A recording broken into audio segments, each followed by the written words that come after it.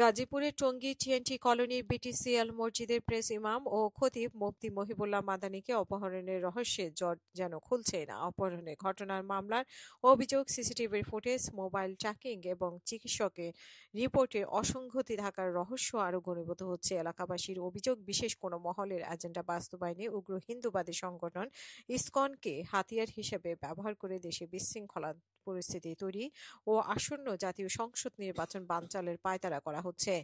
জানা যায়, ভারতে পলাতক গাজীপুরে মহানগর আওয়ামী লীগের সাধারণ সম্পাদক ও গাজীপুর সিটি কর্পোরেশনের সাবেক মেয়র জাহাঙ্গীর আলম বলেছিলেন যে, আমরা শান্তিতে থাকতে না পারলে কাউকে শান্তিতে থাকতে দেব না। এই হুমকি একেবারে উড়িয়ে দিচ্ছেন না স্থানীয় সুশীল সমাজের সদস্যরা।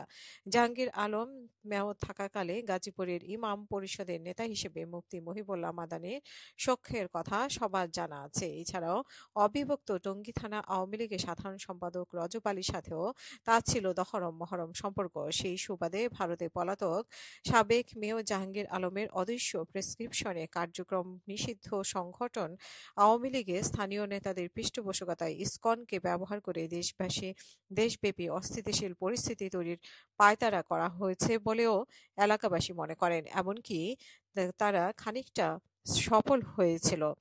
বিভিন্ন প্রিন্ট, ইলেকট্রনিক্স মিডিয়া ও সামাজিক যোগাযোগ মাধ্যমে ফেসবুকে ইসকন কর্তৃক মুফতি মহিবুল্লাহকে অপহরণের ঘটনা ছড়িয়ে পড়ায় শুক্রবার তৌহিদি জনতার ব্যানারে দেশব্যাপী বিক্ষোভ ও প্রতিবাদ সমাবেশ অনুষ্ঠিত হয়।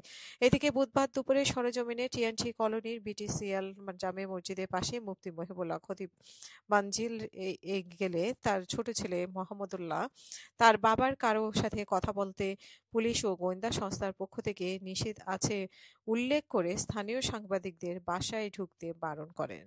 টঙ্গীর টিএনটি মরকুণ্ড এলাকায় বাসিন্দা নুরুল ইসলাম বলেন যে, বহুদিন যাবৎ টিএনটি মসজিদে নিয়মিত নামাজ পড়ি। মুফতি মহিবুল্লাহর বর্তমান কার্যক্রম আমাদের কাছে রহস্যজনক মনে হচ্ছে কেউ তাকে দূর থেকে পরিচালিত করছে। এই ব্যাপারে যোগাযোগ করা হলে স্থানীয় বাসিন্দা ও বৃহত্তর টঙ্গী থানা ছাত্রদলের সাবেক সাধারণ সম্পাদক মোহাম্মদ আইয়ুব আলী বলেন যে, গাজীপুর সিটি কর্পোরেশনের সাবেক মেয়র জাহাঙ্গীর আলম ও অবিভক্ত টঙ্গী থানা আওয়ামী লীগের সাধারণ সম্পাদক রজব আলীর সাথে মুফতি মহিবুল্লাহর সুসম্পর্ক ছিল।